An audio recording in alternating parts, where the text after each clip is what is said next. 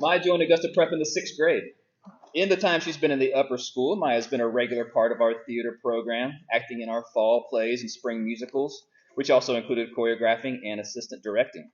She's been a class officer since 9th grade. In her role as class president last year, I saw firsthand the hard work that she put in managing her class's business, as well as fundraising and organizing preps to 2023 prom. She's currently secretary treasurer of the Student Diversity Club. She was treasurer of the Thespian Troupe in 11th grade and is president currently. She played JV volleyball in 9th grade and varsity in 10th, 11th, and 12th grade. She participated in Squad M since 9th grade. In her spare time, she takes classical voice lessons. She enjoys reading, writing. She enjoys poetry, baking cookies, and like any responsible person, she watches many films. Visiting today, we have Maya's father, Julian Nussbaum, and her mother, Stephanie Goey. Let's all welcome them here today. And now we'll welcome Maya to the podium to teach us about the world of mushrooms.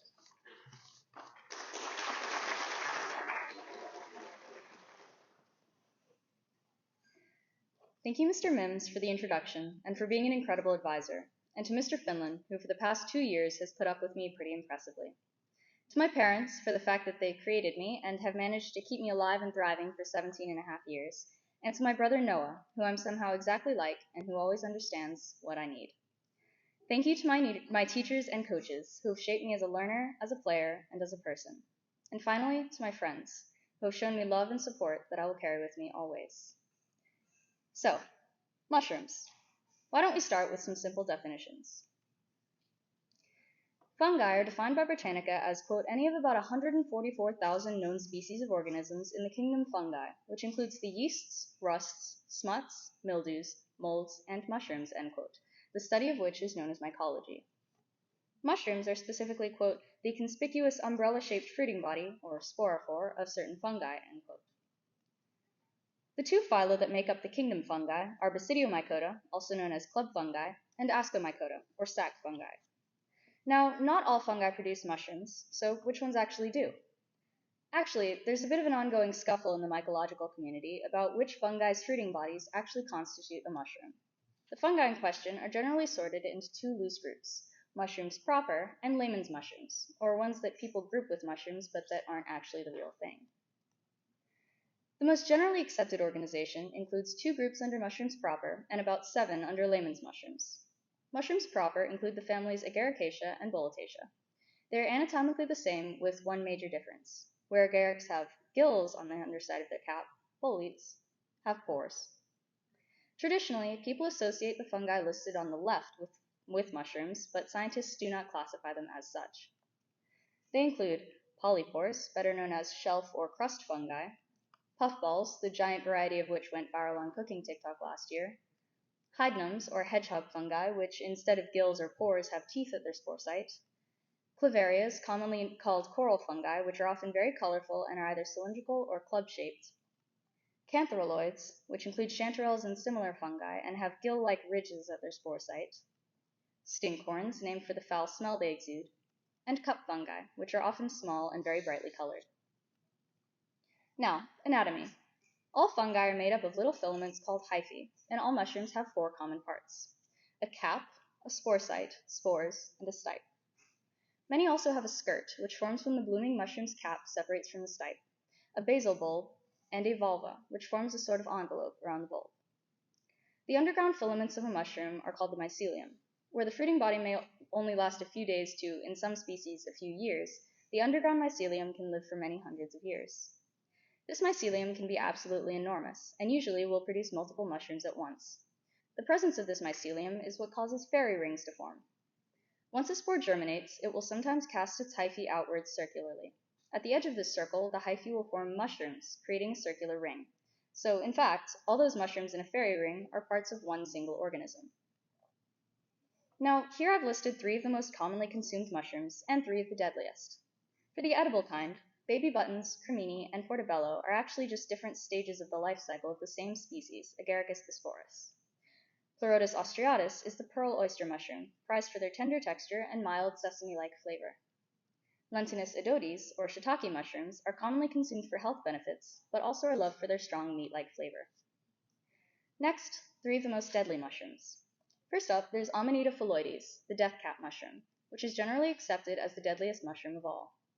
Its mycotoxins can withstand cooking temperatures and cause extreme abdominal pain, vomiting, and bloody diarrhea.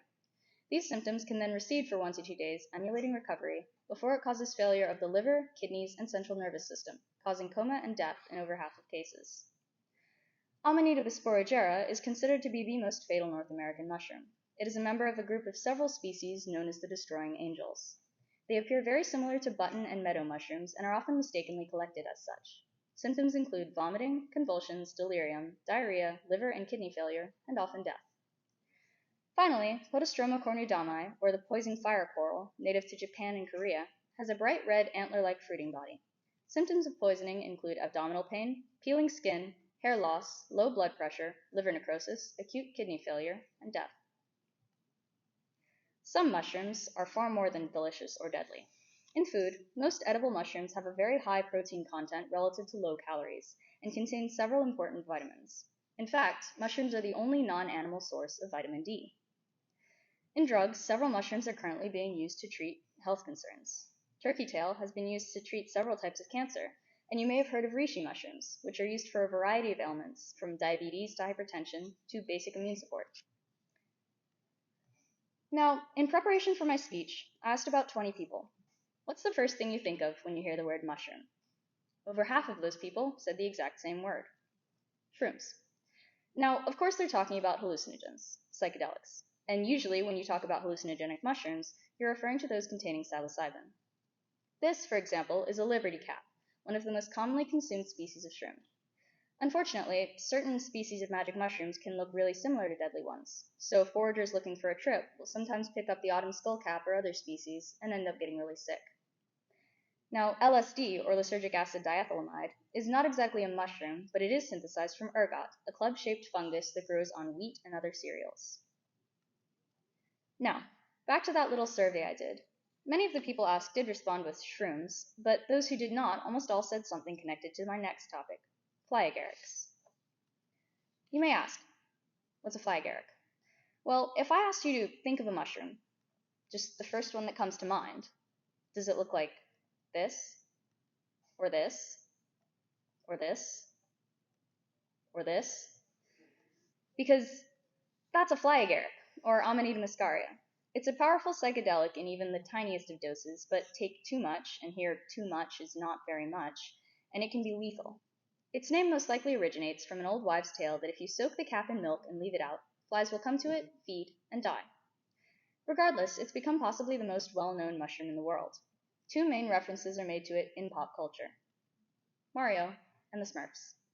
In Mario, there's a little red and white mushroom called a super mushroom power-up, and if you're like me and you watched the Smurfs movies when you were little, you'd recognize the Smurf houses as being made out of enormous specimens of fly agaric.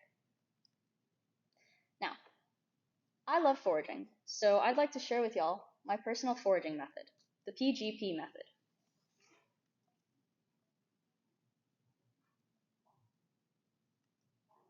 Prepare. First of all, understand what you're doing and the dangers that come with it. There's a common saying among foragers: you can eat any mushroom you find once. It's a cute saying, but it's really true. It's important you have proper equipment, like field guides specific to your area, mushroom identification apps on your phone, the contents of your basket, so you can minimize the risks that you're taking by foraging. Many people elect to bring either a friend or a dog with them foraging for safety reasons. These are the things I like to carry with me whenever I get the chance to forage, plus a few little extras. First, you want a good basket. It should preferably have a cover, but it should be loose weave, wide, and shallow to prevent the mushrooms from getting cramped with each other. Next, you'll want mesh bags for your mushrooms, snacks and water for you and any companions you bring, your phone, bug spray, your field guide, a paintbrush to brush any dirt off your specimens, and a knife. Pictured here is a mushroom knife, made specifically for the task. Finally, get out there and forage. But remember that you want to stay focused. Try looking for just 1 or 2 species while foraging so you don't get distracted. And again, be very careful with your identification. Make sure you have what you really want. When identifying mushrooms to check edibility, there are 4 things you want to focus on. First, check the underside of the cap. Does it have pores, gills, ridges? This is an important indicator of species. Secondly, smell it. Oddly enough, it's completely safe to stick your nose into a mushroom as long as it isn't rotting. Many mushrooms have a distinct smell. For example, the surest way to tell between chanterelles and false chanterelles is to give it a good whiff. Chanterelles smell fruity, like apricots, whereas false chanterelles pretty much just smell like dirt. Next, taste. This one trips people up because if you're not sure if the mushroom is poisonous, why are you putting it in your mouth? Really, what you'll want to do is break off a tiny, tiny piece of the cap and chew it at the front of your mouth just enough to get the taste, then spit it out and rinse out your mouth. Poisonous mushrooms often taste bitter or acrid, and besides that, if the tiny piece you are putting in your mouth tastes disgusting, you probably won't want to eat the whole thing. Finally, pretty much any foraging guide will tell you to look at specific indicators. For example, some mushrooms change color when cut.